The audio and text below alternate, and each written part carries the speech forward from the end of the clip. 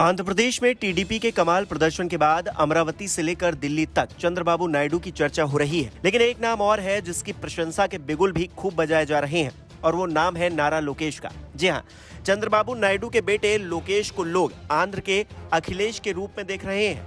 जिस तरह अखिलेश ने यूपी में लोकसभा चुनाव में कमाल कर दिखाया, उसी तरह लोकेश की टीडीपी ने भी दिल्ली से लेकर आंध्र तक चुनावी तूफान खड़ा कर दिया। अब इसे इत्तेफाक ही कहिएगा कि दोनों दलों का चुनाव चिन्ह भी साइकिल ही है। हालांकि नारा लोकेश की प्रशंसा के पीछे बड़ी वजह है। जब 2019 में टीडीपी केवल 23 सीटों पर सिमट कर रह गई थी और लोगों ने कहना शुरू कर दिया था कि टीडीपी खात्मे की कगार पर पहुंच गई है, तब से लेकर अब जब पार्टी ने बड़ा बहुमत हासिल किया है, नारा लोकेश की इसमें सबसे अहम भूमिका मानी जा रही है। भले ही एक वर्ग ये कह रहा हो कि नायडू के बीजेपी और पवन कल्याण की जनसेना पार्टी के साथ हाथ मिलाने की वजह से ये स्थिति बदली है, टीडीपी नेता नारा लोकेश की भूमिका को कोई नजरअंदाज नहीं कर रहा।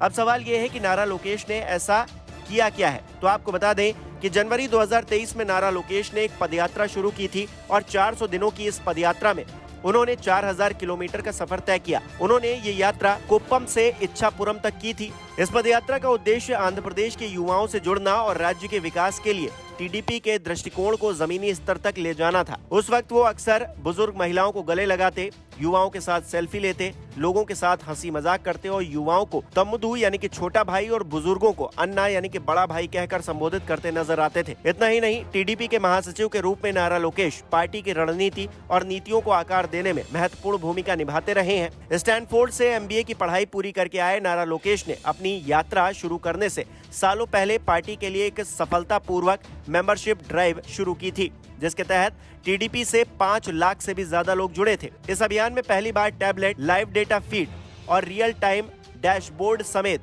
डिजिटल तकनीक का इस्तेमाल किया गया था। कुल मिलाकर बड़े पैमाने पर सदस्यता अभियान और 400 दिनों की पदयात्रा समेत उनकी कोशिशों ने उन्हें नया चुनावी हीरो बना दिया। नारा लोकेश ने 2019 में मंगलागिरी सीट पर अपनी हार के बाद से आंध्र की राजनीति में बहुत ज्यादा योगदान दिया है, जिसका नतीजा है कि उन्होंने 2024 में इसी सीट से 91,000 वोटों के अंतर से जीत हासिल की है। हालांकि न सिर्फ नारा लोकेश ने मेहनत की, बल्कि उनकी पत्नी ब्राह्मणी ने भी पर्दे के पीछे रहकर किंग मेकर की भूमिका निभाई है। ब्राह्मणी उस वक्त कमर कसकर मैदान में आई थी जब उनके ससुर यानी कि चंद्रबाबू नायडू जेल में थे और उनके पति नारा लोकेश पर गिरफ्तारी की तलवार लटक रही थी। उस वक्त परिवार की साख बचाने को मैदान में ब्राह्मणी ही उतरी थी। उन्होंने अकेले ही पार्टी नेताओं के साथ मिलकर मोर्चा संभाला। अपने बेटे को घर पर छोड़कर वो सुबह निकल पड़ती थी और देर रात तक घर पहुंचती थी। इस दौरान पैदल यात्रा, रोड शो, जनसंपर्क और अन्य कार्यक्रमों में ब्राह्मणी ने अपना पूरा दमखम लगा दिया था। ब्राह्मणी ने जगनमोहन सरकार के खिलाफ धरने पर बैठकर अनोखे प्रदर्शन भी किए, खूब नारेबाजी की और सरकार को सामने से चेतावनी तक दी। खास बात यह है कि वो पहली बार था जब ब्राह्मणी राजनीति में उतरी थी। उससे पहले उनका राजनीति से कुछ भी लेना देना नहीं था।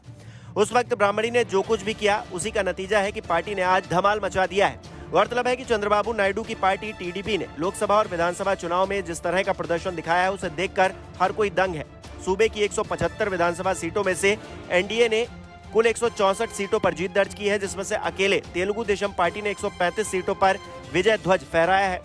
वहीं लोकसभा में भी टीडीपी ने 25 में से 16 सीटों पर जीत हासिल की है। यही वजह है कि केंद्र सरकार में उनकी इतनी अहमियत बढ़ गई है।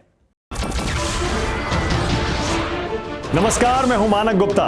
अगर आपको हमारा ये वीडियो पसंद आया हो तो इसे लाइक और शेयर जरूर करें और हाँ, हमें सब्सक्राइब और फॉलो करना ना भूलें ताकि आप देश और दुनिया की कोई खबर मिस ना करें।